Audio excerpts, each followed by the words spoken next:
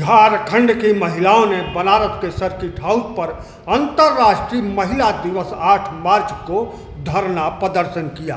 आखिर झारखंड की महिलाओं ने बनारस में आकर क्यों धरना प्रदर्शन किया, पूरा मामला जानते हैं। झारखंड की यह महिलाएं संपूर्ण संकट मोचन फाउंडेशन के बैनर तले सैकड़ों की संख्या में बनारस पहुंची थी और यहां धरना प्रदर्शन किया। उनके धरना प्रदर्शन का कोई परिणाम निकला नहीं निकला, यह तो बहुत बाद की बात है, लेकिन फिलहाल का आप माहौल समझिए। आजकल धरना प्रदर्शन किसी भी मामले, किसी भी अन्याय के खिलाफ जो धरना प्रदर्शन होता था, पूर्वांचल इसमें बहुत आगे था, लेकिन आज हालत यह है कि धरना प्रदर्शन करने वाला कोई रह ही नहीं गया है। केवल बातों से, केवल वक्तव्यों से, केवल मीडिया से, केवल प्रचार से ही नेता बन रहे हैं। आम जन की समस्याएं, आम लोगों की पीड़ा उठाने के लिए कोई रह नहीं गया है पूरे पूर्वांचल में। इसीलिए झारखंड की महिलाएं बनारस में अंतर्राष्ट्रीय महिला दिवस पर 8 मार्च को धरना प्रदर्शन किया। और यह मामला क्या है, पूरा मामला यूँ समझिए। बिहार प्रदेश के रोहतास जिले के सासाराम तकिया निवासी सुनील सिंह की बेटी, 17 वर्षीय बेटी स्नेहा सिंह बनारस में रहकर नीट परीक्षा की तैयारी कर रही थी। बनारस के रामेश्वरम हॉस्टल में वह रहती थी।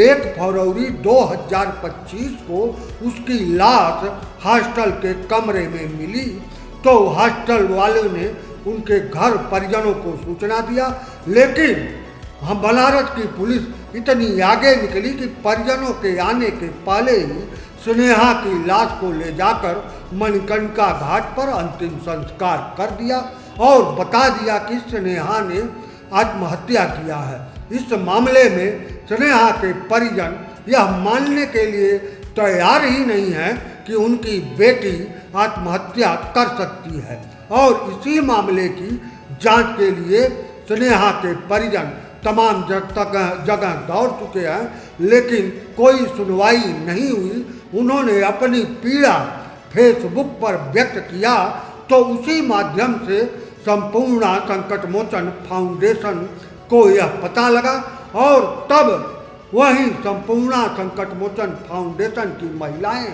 8 मार्च 2025 को वाराणसी में पहुंचकर वाराणसी के सर्किट हाउस पर धरना प्रदर्शन किया। लेकिन हुआ क्या? कुछ नहीं हुआ, कुछ नहीं हुआ, कहीं कोई सुनवाई नहीं हुई। धरना प्रदर्शन करते हुए महिलाएं वापस चली गई या कहीं होंगी, यह बहुत जानकारी नहीं है। लेकिन पूरा मामला समझिए। बनारस में 3 यूनिवर्सिटियां हैं और इसलिए पढ़ाई के लिए बाहरी छात्र काफ़ी संख्या में आते हैं, हॉस्टलों में रहते हैं, छात्र छात्राएं आती हैं और यहाँ यही होता है। किसी भी छात्र की मौत होती है, पुलिस तत्काल उसको उठाती है, उसका दाह संस्कार कर देती है और अपनी तरफ से एक चार्जशीट तैयार कर देती है। परिजन चिल्लाते रहे, कोई सुनने वाला नहीं है। और वाराणसी पूर्वांचल में नेतागिरी जिसको कहते हैं, जो गरीबों के लिए नेतागिरी होती थी, वह समाप्त है, लगभग समाप्त है। सब नेता केवल वक्तव्यों में, वो भी मीडिया, अखबार, टीवी और सोशल मीडिया पर अपना राग अलाप दिए और उनका कार्य समाप्त। धरना प्रदर्शन सब समाप्त हो गया। धरना प्रदर्शन केवल सत्ता प्राप्त करने के लिए होता है, चाहे समाजवादी पार्टी रही हो, चाहे बसपा रही हो, चाहे कांग्रेस रही हो, चाहे भाजपा रही हो। सत्ता में जब तक नहीं रही तब तक इसके कार्यकर्ता धरना प्रदर्शन करते रहे, लोगों की आवाज़ बनते रहे। लेकिन ज्यों ही सत्ता की प्राप्ति हुई, फिर इन्होंने धरना प्रदर्शन छोड़ दिया और सिर्फ कागजी नेता रह गए और वक्तव्य देते हैं, तमाम तरह की वक्तव्य देते हैं, तमाम ज्ञान बघारेंगे सोशल मीडिया पर और सत्ता पक्ष कांग्रेस हो चाहे भाजपा हो, वह धरना प्रदर्शन आंदोलन से काफ़ी दूर रहती है। जनता के सवालों से कम राष्ट्रीय पार्टियों को आज के दिन कुछ लेना देना नहीं है। वह केवल सांसद मंत्री बनने के जुगत में इधर उधर भटकते रहते हैं, पाला बदलते रहते हैं, कभी सपा में, कभी बसपा में, कभी कांग्रेस में, कभी भाजपा में। जिसकी सत्ता उसकी तरफ नेता झुक जाते हैं और कुर्सी पर बैठकर ज्ञान बघारने का सबसे सुनहला काम करते हैं। यही हुआ और एक स्नेहा के परिजन, स्नेहा मर गई, उसकी लाश तक परिजनों को नहीं दिया गया। पुलिस अपनी कस्टडी में लाश हरिश्चंद्र घाट पर जलवा दिया, लेकिन और एक चार्जशीट अपने मन से प्रस्तुत कर देती है और यह बताया जाता है कि पूरा मामला पुलिस ने बहुत अच्छे तरीके से सॉल्व कर लिया है, पूरा मामला द एंड हो गया है।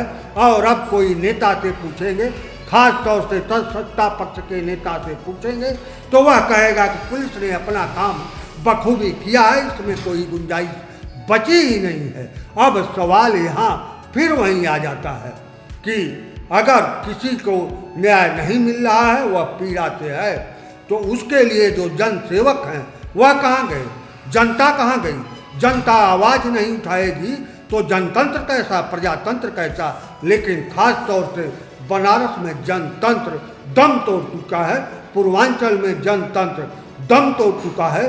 कांग्रेस सत्ता में थी तो सत्ता द्वारा जनता की आवाज़ को दबाती थी, आज उससे दोगुने उत्साह से यही काम भाजपा कर रही है, जनता की हर आवाज़ दबा रही है। कल यानी 8 मार्च को सर्किट हाउस पर झारखंड की महिलाएं रोड जाम किया, चक्का जाम किया, धरना प्रदर्शन किया, लेकिन कोई सुनवाई नहीं हुई, उनकी आवाज़ को दबा दिया गया और वह नक्कार खाने में एक तूती की तरह रह गई।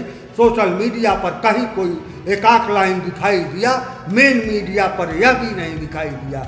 यह है पूर्वांचल की मीडिया, पूर्वांचल की जनता और पूर्वांचल के जनसेवक। एक लड़की की मौत भी एक मजाक बन गई है, उसके लिए झारखंड से चलकर महिलाएं बिहार पहुंचती हैं और बिहार से चलकर बनारस पहुंचकर धरना प्रदर्शन करती हैं, लेकिन मामला टाएं फिस हुआ कुछ नहीं।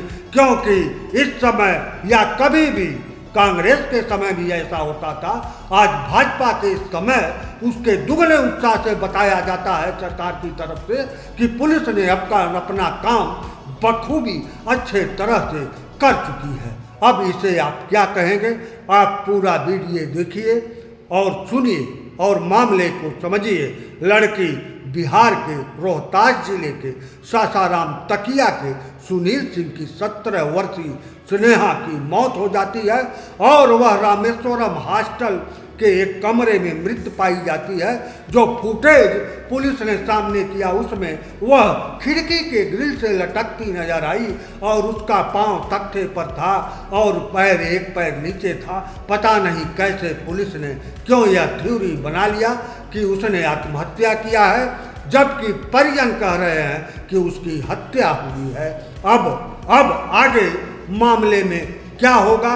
कुछ नहीं होगा, क्योंकि नक्कार खाना है तो उसमें चाहे टूटी बजाइए, चाहे बैंड बाजा बजाइए, चाहे चिल्लाइए, परिणाम न्याय कुछ नहीं होना है। लेकिन यही जनता न्याय की खोज में व्यवस्था को खोद देगी एक दिन जरूर, ऐसी उम्मीद है।